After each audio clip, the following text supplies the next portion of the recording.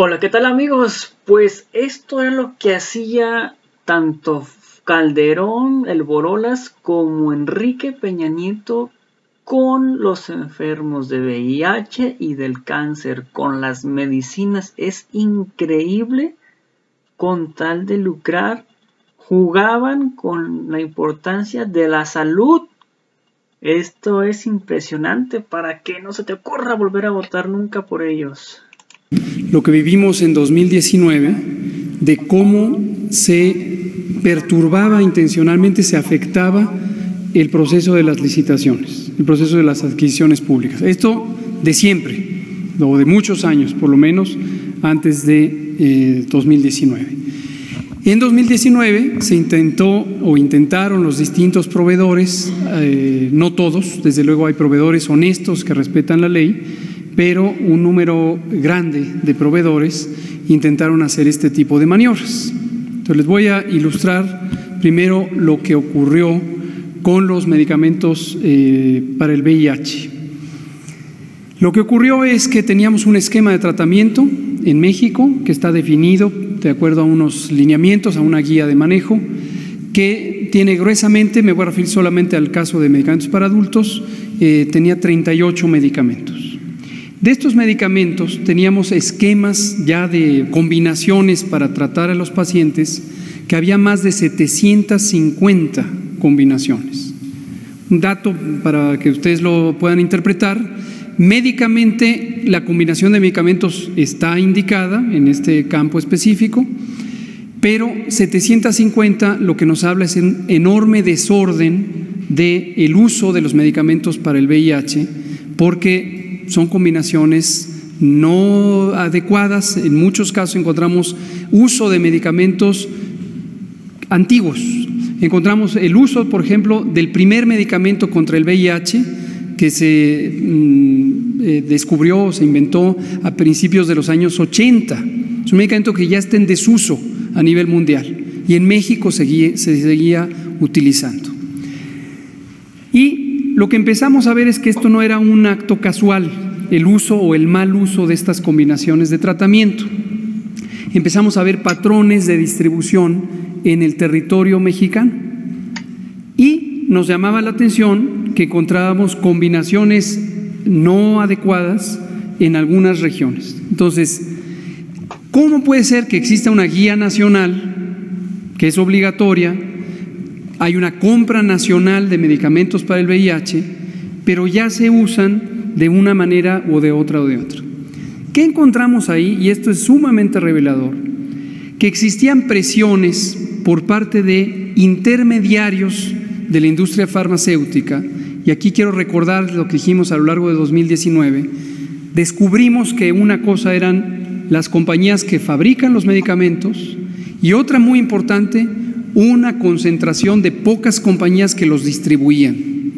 Ese fue un descubrimiento importantísimo, porque estas pocas compañías que los distribuían hacían la comercialización, la representación legal, etcétera, y tenían amarrados con convenios de exclusividad a las distintas compañías que fabrican los medicamentos.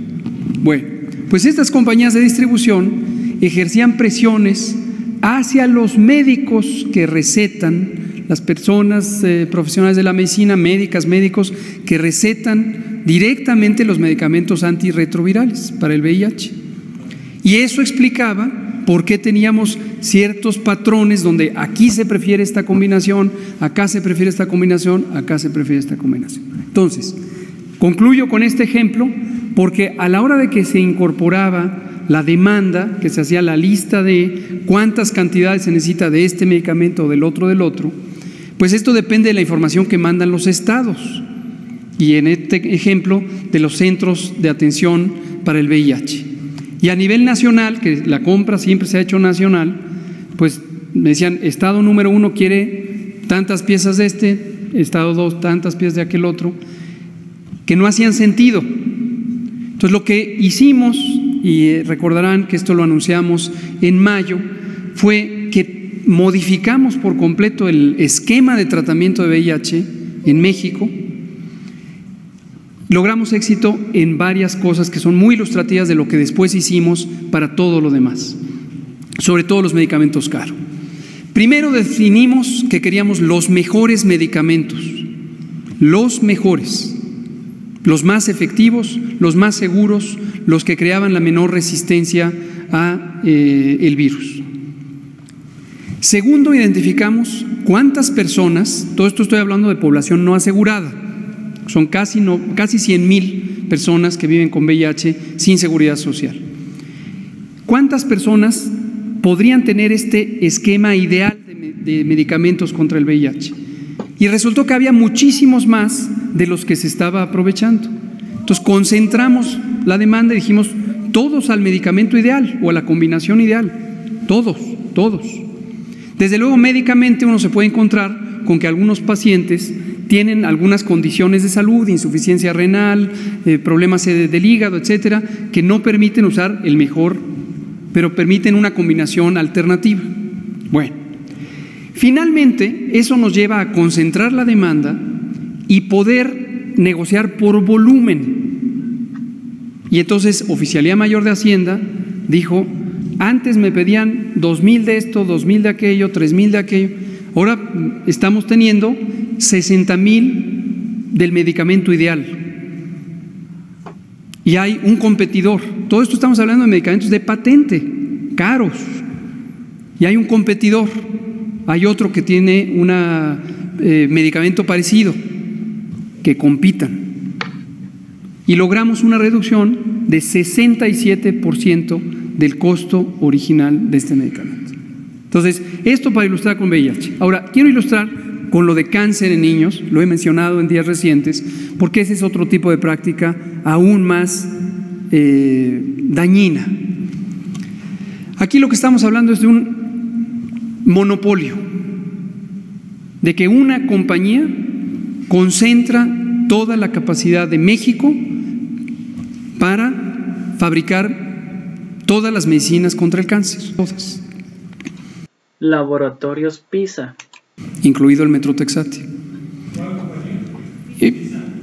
Y esta compañía en un momento dado dijo, no tengo medicinas porque había sufrido había recibido una sanción sanitaria porque se identificaron malas prácticas de fabricación o no pudo certificar sus expedientes de buenas prácticas de fabricación.